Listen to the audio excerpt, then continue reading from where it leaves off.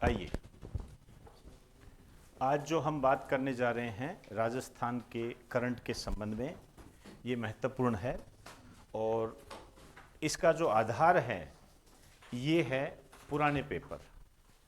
पुराने पेपर में जब आप देखोगे तो आपको वहाँ पर एक क्वेश्चन मिलेगा कि राजस्थान में कुल कितने मेडिकल कॉलेज हैं, ये आया हुआ है।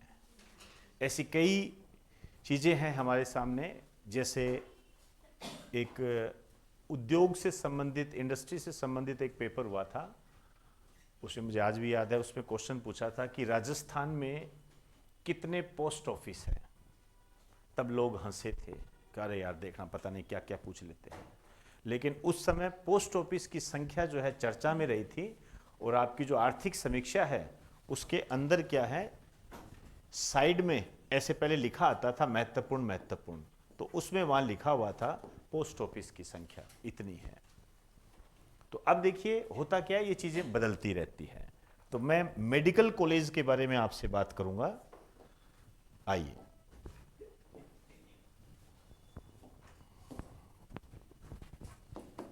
राजस्थान में कुल मेडिकल कॉलेज,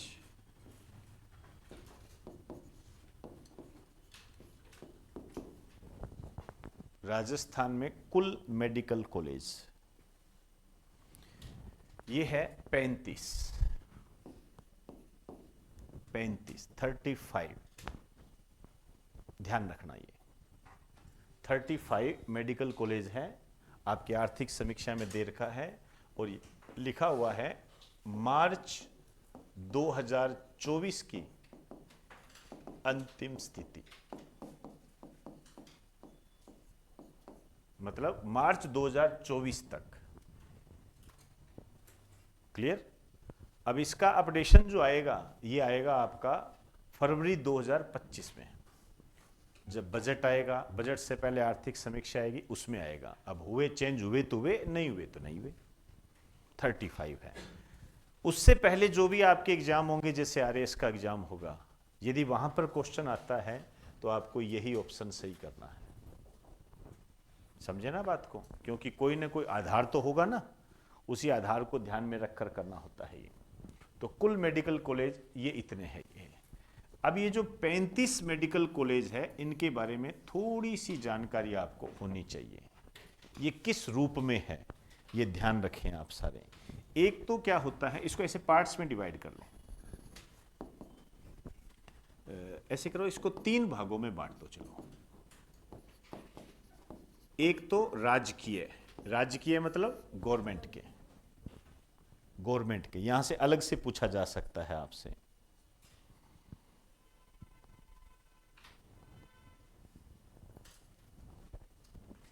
दूसरा लिखो राजस्थान स्वास्थ्य विज्ञान विश्वविद्यालय, राजस्थान स्वास्थ्य विज्ञान विश्वविद्यालय का संगठक कॉलेज। क्या मेरी बात का मतलब समझ रहे हो आप? कि जो राजस्थान स्वास्थ्य विज्ञान विश्वविद्यालय है उसके साथ भी तो कॉलेज जुड़ा हुआ है ना, यूनिवर्सिटी के साथ, ठीक है ना, वो भी मेडिकल कॉलेज है उसके अंदर। एक Rajasthan medical education society, Rajasthan medical education society, Rajasthan medical education society, इसके तहत आता है ये, ठीक है ना। एक चीज यहां मैं आपको बता दूं, यहां एक शब्द लिख रहा हूं राजमेस, इसको राजमेस भी कहा जाता है, राजमेस, राजस्थान मेडिकल एजुकेशन सोसाइटी। भाई इसके तहत कितने आते हैं?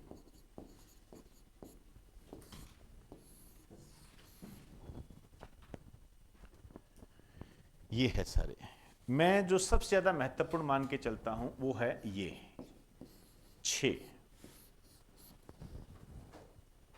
6 है ये, और इसमें है 1 और इसमें है 17।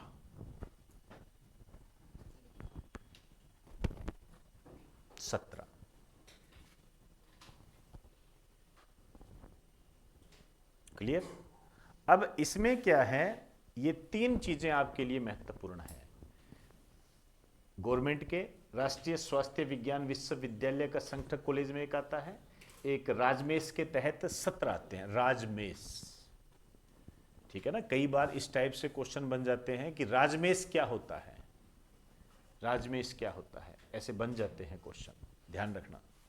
मैंने कई बार ऐसी चीजें देखी है, और फिर क्या है, इधर उधर हो जाता है सारा मामला। चलिए जी, अब और जो आपने देखने हैं उसको आप ऐसे कीजिए, अलग रूप में निकालिए, ऐसे यहां से कर लीजिए, कहीं से कर लीजिए, ऐसे करके।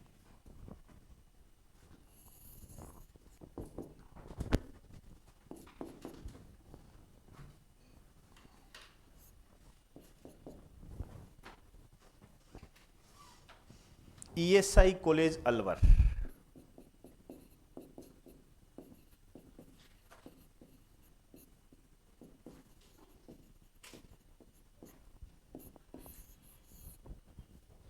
ईएसआई कॉलेज अलवर 1, ये भी इसी के तहत आता है।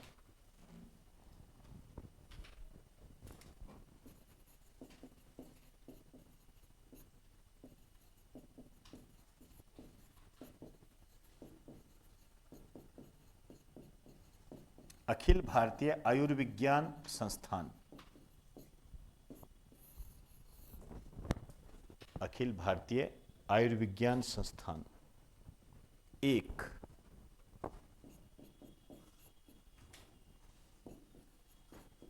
निजी क्षेत्र, ये भी माने जाएंगे, ध्यान रखना। ऐसे हर कोई नहीं खोल सकता, परमिट लेनी पड़ती है उसके लिए।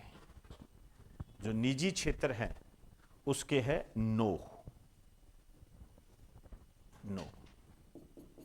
अब टोटल करके आप देख लेना, आपको अपने आप पता लग जाएगा।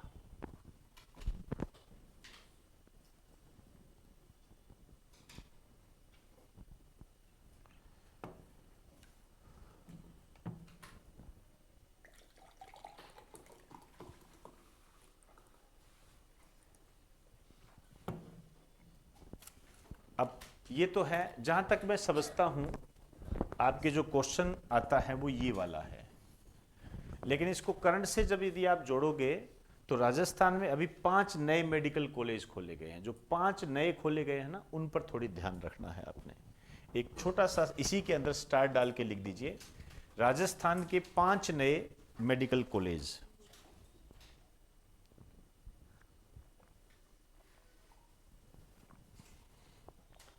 पांच नए मेडिकल कॉलेज, ये कौन कौन से हैं? 12 में, बांसवाड़ा में। अब देखो यहां कुछ होता ही नहीं था, मेडिकल कॉलेज पहुंच गए। 12 बांसवाड़ा, नागौर, झुंझुनू,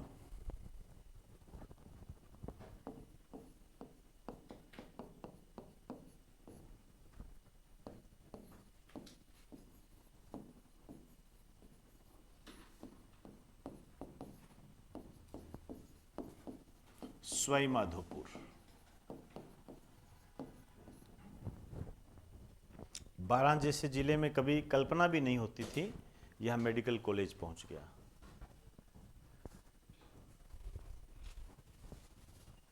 आप समझ सकते हो कि जैसे जैसे मेडिकल कॉलेज की संख्या बढ़ी है, वैसे वैसे जो ये डॉक्टर होते हैं, डॉक्टर बनने की जो चाह होती है, वो भी धीरे धीरे खत्म होने लग जाती है। इसका कारण होता है कि जब हम तैयारी करते थे तो एक बहुत बड़ा बवाल होता था कि यार पीएमटी की तैयारी, सीपीएमटी की तैयारी, ऐसा लगता था जैसे युद्ध पर जा रहा है ये।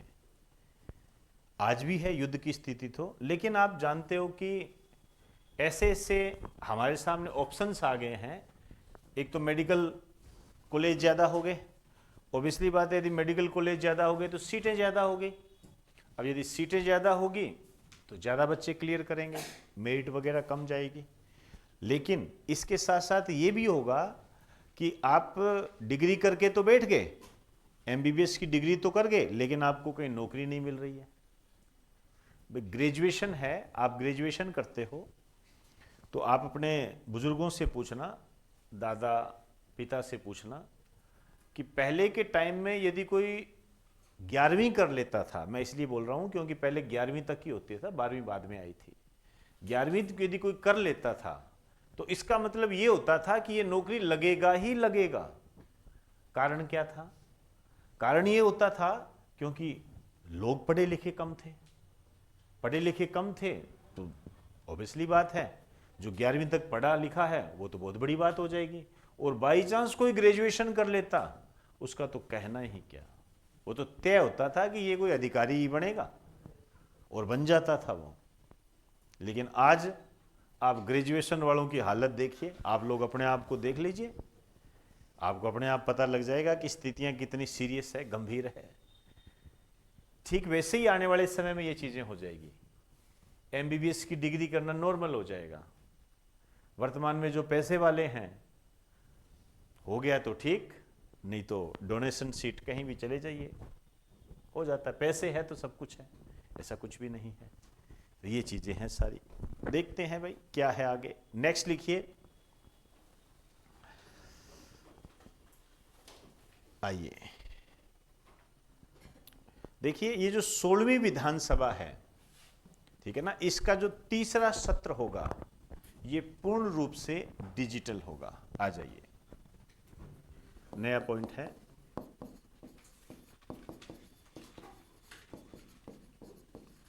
सोलहवीं विधानसभा का तीसरा सत्र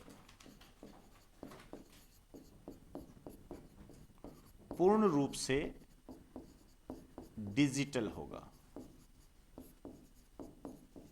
डिजिटल होने का क्या मतलब होता है? पेपर वर्क नहीं होगा, समझे ना? पेपर वर्क नहीं होगा। जैसे आप ऑनलाइन क्लास लेते हो ना, उस तरीके से ये।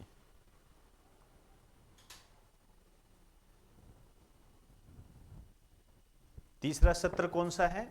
बजट वाला, ठीक है ना? लिख दीजिए 31 जनवरी 2025। 31 जनवरी 2025। क्लियर?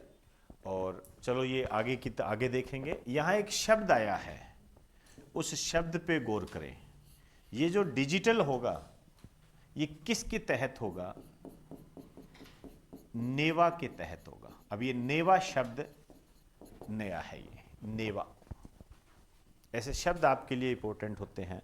आपसे पूछा जा सकता है नेवा क्या है? हैं? राजस्थान विधानसभा की एक, ठीक है। तो ये जो नेवा है इसका पूरा नाम लिखिए, नेशनल ई विधान। आप सोच नहीं सकते इतना महत्वपूर्ण है ये, यही याद कर लेना। नेशनल ई विधान एप्लीकेशन, नेशनल ई विधान एप्लीकेशन ये है। तो आपसे यहां पर इस तरीके से क्वेश्चन बनता है, डिजिटल होगा, तीसरा सत्र डिजिटल होगा। इसको तो फिर मैं थोड़ा कम वेटेज देना चाहूंगा, लेकिन आपसे ऐसे क्वेश्चन बनता है कि राजस्थान विधानसभा की ऐप का नाम क्या है? क्या आप अंदाजा लगा सकते हो ये महत्वपूर्ण या नहीं है ना? तो नेवा आपसे पूछा जा सकता है कि नेवा का पूरा नाम क्या है? नेशनल ई विधान एप्लीकेशन ये है। ऐसे घुमा देगा आपको पूरा वो। तो ये थोड़ा सा यहीं पर याद कर लेना, मेरी नजर में ये मोस्ट टू मोस्ट इंपॉर्टेंट है। ये चीजों को छांटना सीखिए, ठीक है ना? फिर मजा भी आएगा और सिलेक्शन भी होगा और नंबर भी आएंगे।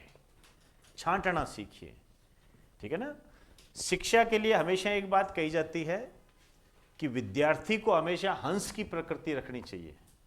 जैसे हंस समुद्र में से मोती चुनता है ना, वैसे ही आपको इस पूरे कंटेंट में से अपने काम का कंटेंट चुनना है, उसी को चबा चबा के खाना है। फिर देखिए सबसे अलग दिखोगे।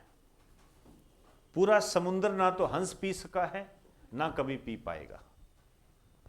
ठीक है ना। तो ये अब आपके दिमाग में ये चीजें हो जानी चाहिए। अब इसी के साथ क्या है, दो तीन चीजें हैं। जैसे वो तो आप समझते हो, एक क्वेश्चन बड़ा अच्छा आता है, अभी ताजा ताजा ही चुनाव हुए हैं, ज्यादा टाइम नहीं हुआ है। आपसे पूछा जा सकता है कि राजस्थान में वर्तमान में कौन सी विधानसभा चल रही है? 16वीं। ठीक है। आपसे यहां पर इस तरीके से पूछा जा सकता है कि 18वीं क्या चीज है? लोकसभा। ये चीजें क्लियर होनी चाहिए, आपकी क्लियर होनी चाहिए ये, क्योंकि ये ना अभी तो आपको लग रहा होगा कि नॉर्मल बात है, लेकिन जब ये क्वेश्चन आता है ना तब पता नहीं लगता 17वीं थी, 15वीं थी, 16वीं थी। पूछा कुछ जाता है, बता के कुछ आ जाते हैं। तो विधानसभा अध्यक्ष कौन है?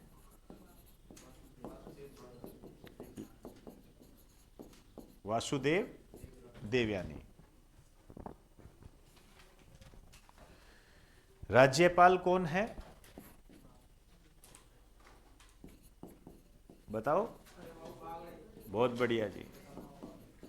मैंने सोचा कहीं पर कलराज मिश्र पर टिके हुए हो। हरिभाऊ बागड़े। बागड़े है या बाबड़े है? नहीं, मैंने जो शब्द पढ़ा है वो बागड़े है। अच्छा, यहां जो ये तो कोई नॉर्मल बात है, वासुदेव देवनानी अध्यक्ष है, राज्यपाल ये है, ठीक है। जो मैं यहां पर आपके लिए लेकर आ रहा हूं, जो कि डिजिटल से संबंधित है, जो कि पूरा काम अधिवेशन में करते हैं ना, उनकी बात कर रहा हूं। वो होता है संसदीय कार्य मंत्री। ये नाम ज्यादा चर्चा में रहे, क्योंकि जो ये एप्लीकेशन का काम है सारा, वो यहां से इसका रेगुलेट होगा। ये संसदीय कार्य मंत्री ये है, आप अच्छे तरीके से जानते होंगे, अखबारों में बहुत चर्चा में रहते हैं, जोगाराम पटेल। जोगाराम पटेल।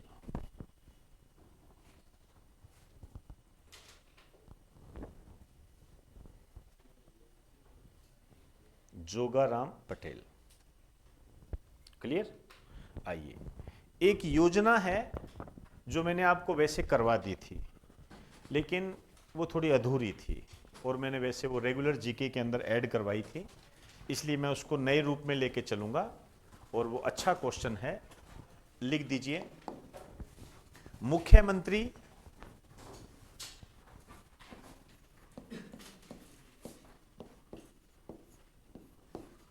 मंगला पशु बीमा योजना।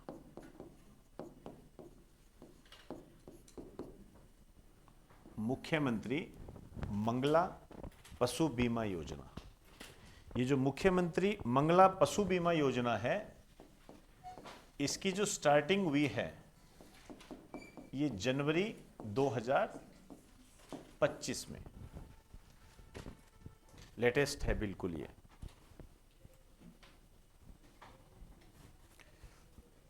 आइए, इसमें लिखो, इसके तहत 21 लाख पशुओं का बीमा किया जा रहा है। 21 लाख, ये जो डाटा है आपके लिए महत्वपूर्ण है। 21 लाख पशुओं का बीमा किया जा रहा है। 21 लाख, ठीक है ना। अब इसमें जैसे आप बोलते हो, अपने बोलते कैसे हैं? ऐसे बोलते हैं गाय भैंस भेड़ बकरी। नॉर्मल तो ऐसे ही बोला जाता है, ऐसे तो बोलते नहीं कि भाई भैंस गाय। नॉर्मल वे में बात कर रहा हूं, जो एक स्वस्थ मनुष्य के तहत, हेल्दी पर्सन इंग्लिश में आप कह सकते हो। तो इसमें क्या होता है, जैसे सीधा लिख दो, गाय भैंस भेड़ और बकरी, ठीक है ना। ये जो है ये तो 5-5 लाख होंगे, तो टोटल कितने हो गए? 20 लाख। तो 20 लाख में तो ये 4 पशु शामिल है। ऊंट लिख दीजिए 5वां, ये 1 लाख।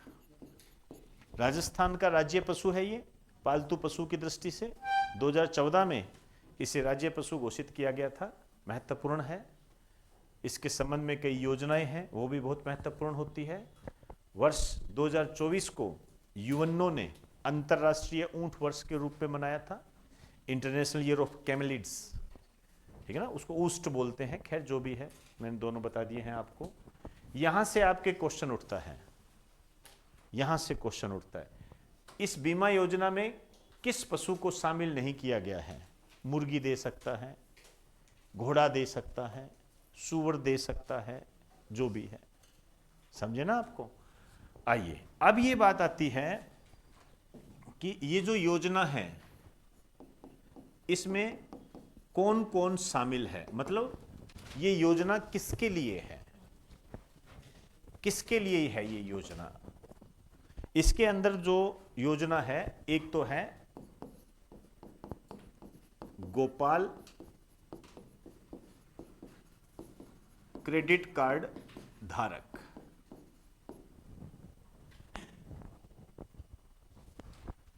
पशुपालन को बढ़ावा देने के लिए जो राजस्थान सरकार है ये एक क्रेडिट कार्ड देती है जिसे गोपाल क्रेडिट कार्ड के नाम से जानते हैं। मतलब राजस्थान के वे निवासी जिन्होंने गोपाल क्रेडिट कार्ड ले रखा है वो इस योजना के अंदर शामिल है, ठीक है। दूसरा लिखिए लखपति दीदी योजना।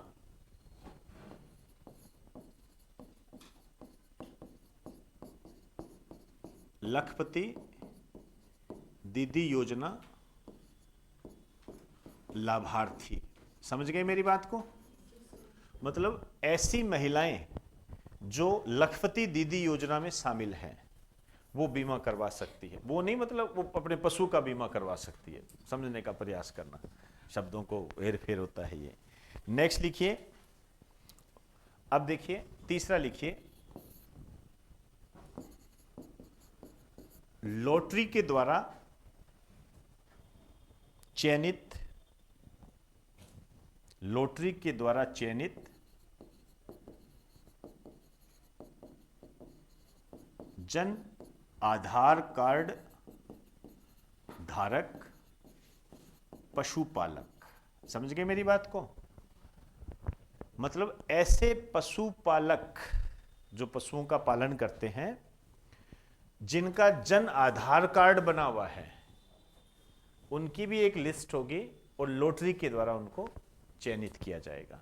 ये इसके अंदर शामिल होते हैं।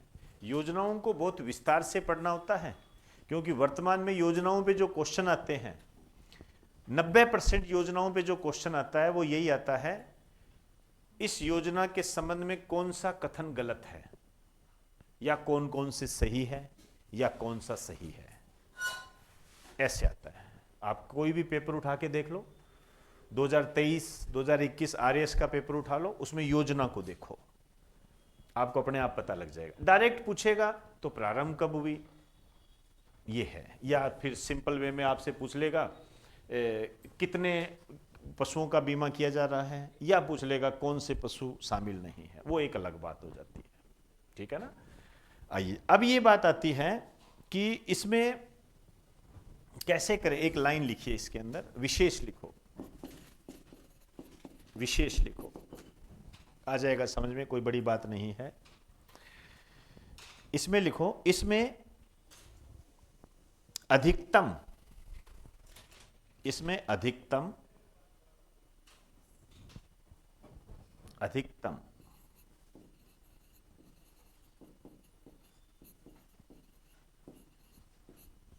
2 दुधारू पशु,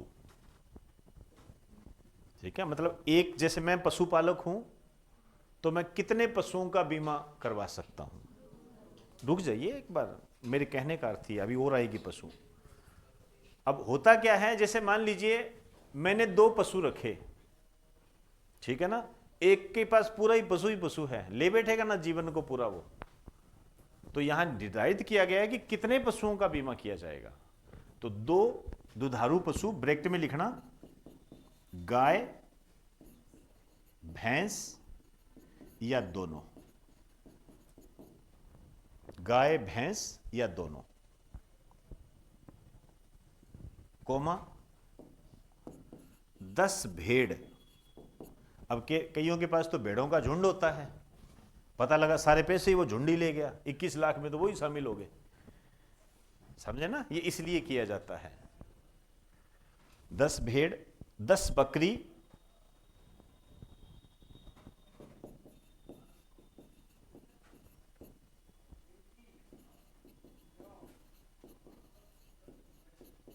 व 1 ऊंट, व 1 ऊंट। लाइन बताना मुझे। इसमें अधिकतम 2 दुधारू पशु, 10 भेड़, 10 बकरी और 1 ऊंट का बीमा किया जाता है। समझ गए मेरी बात को? मतलब एक पशुपालक इतने पशुओं का बीमा करवा सकता है, इसके कहने का अर्थ ये है। मेरी बात समझ गए?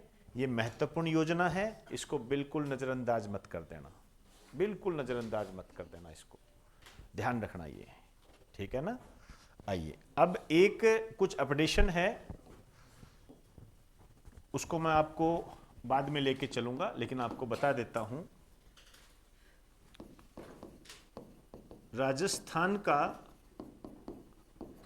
37वां संरक्षित क्षेत्र,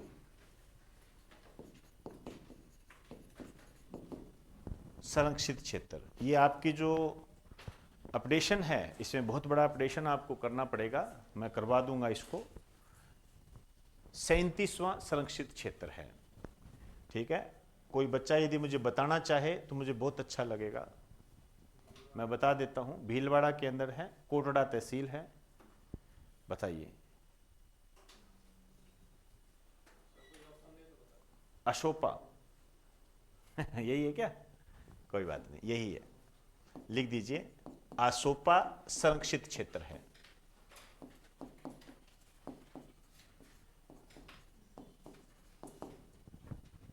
आसोपा संरक्षित क्षेत्र है, भीलवाड़ा, भीलवाड़ा, ठीक है। ये मैं आपको करवा दूंगा, अच्छे तरीके से आपको अपडेशन करवा दूंगा। इसमें क्या होता है, यदि हम इन क्षेत्रों के नाम थोड़ा पढ़ लेते हैं, मैं रटने की बात नहीं कर रहा, ना ही मैं याद करने की बात कर रहा हूं, यदि हम इनको थोड़ा बहुत पढ़ लेते हैं तो ये हमारे दिमाग में ऑटोमेटिक दर्ज हो जाते हैं। ऐसा मैं इसलिए कह रहा हूं, ये वही क्षेत्र होते हैं जो कि राजस्थान के नेशनल पार्क, वन्यजीव अभ्यारण्य, आखेट निषिद्ध क्षेत्र, उन्हीं से रिलेटेड होता है, उन्हीं के आसपास आता है ये, ठीक है ना। तो आप समझ सकते हो, जैसे हम इंडिया जीके में पढ़ते हैं ना, बीएसआर के बारे में पढ़ते हैं, जैसे हमने कहा बीएसआर नीलगिरी, तो आपके दिमाग में आ जाएगा हाँ सर नीलगिरी तो वो तमिलनाडु, तमिलनाडु, कर्नाटक और केरल का है, तो हो जाएगा, वही इसका आंसर होता है, ठीक है। जैसे कहा डिब्रूगढ़, जैसे इंडिया जीके में पढ़ते हैं डिब्रूगढ़, तो अब आपसे चाहिए पूछ ले कि डिब्रूगढ़ संरक्षित क्षेत्र कहाँ है, डिब्रूगढ़ वन्यजीव अभ्यारण्य कहाँ है, आप अपने आप बता दोगे असम। तो इसका महत्व ये होता है, तो मैं इसको अपने तरीके से आपको बता दूंगा, नहीं तो टेलीग्राम पर इसकी एक लिस्ट भेज दूंगा, आप अपने हिसाब से उसको देख लेना जो भी है, ठीक है ना।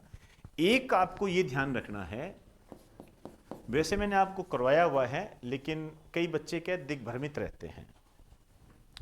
राजस्थान में क्या है, एक है बायोलॉजिकल पार्क, बायोलॉजिकल पार्क, एक तो ये है, ठीक है ना, और एक है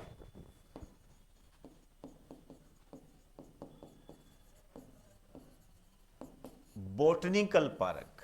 इसमें आप, मुझे ऐसा लगता है कि आप इसमें थोड़े से दिग्भ्रमित हो सकते हो।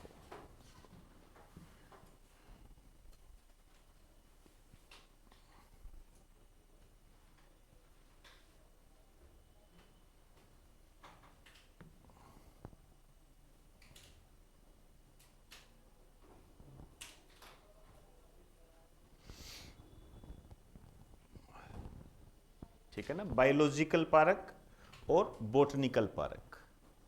कोई बताएगा इसके बारे में? जैविक पार्क बोलते हैं, तो जो जैविक पारक हैं वो तो है चार जैविक पारक हैं। ये कौन कौन से हैं? जयपुर में है, उदयपुर में है,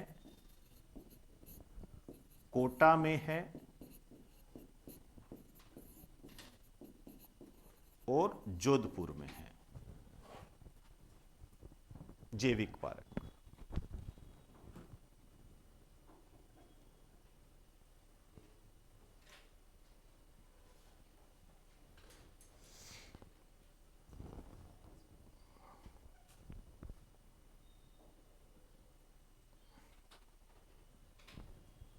ठीक है। बोटनिकल पार्क जो है ये है जी आपके 6 है टोटल, लिख दीजिए 6। इसमें एक लिखिए, इन्हें विश्व वानिकी केंद्र जयपुर, विश्व वानिकी केंद्र जयपुर की तर्ज पर,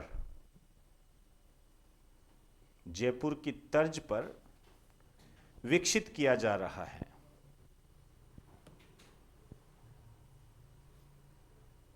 तर्ज पर विकसित किया जा रहा है।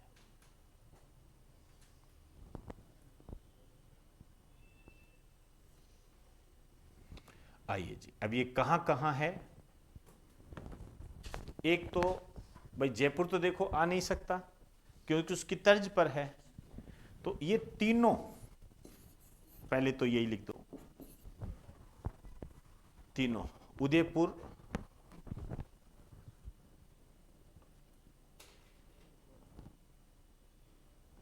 ठीक है, कोटा है,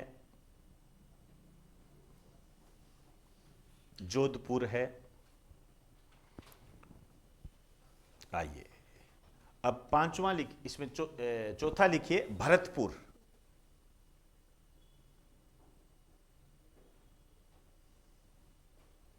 भरतपुर। फिर लिखिए अजमेर,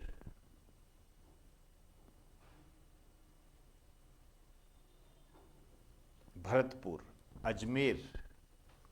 और फिर लिखिए सिरोही।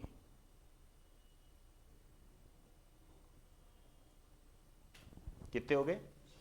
ठीक है ना, ये है। तो थोड़ा सा आप ये ध्यान रखना है, ये आपके एग्जाम की दृष्टि से इंपॉर्टेंट होते हैं, गड़बड़ी मत कर देना इसके अंदर बिल्कुल भी। ठीक, चलिए आज इतनी ही बात करेंगे।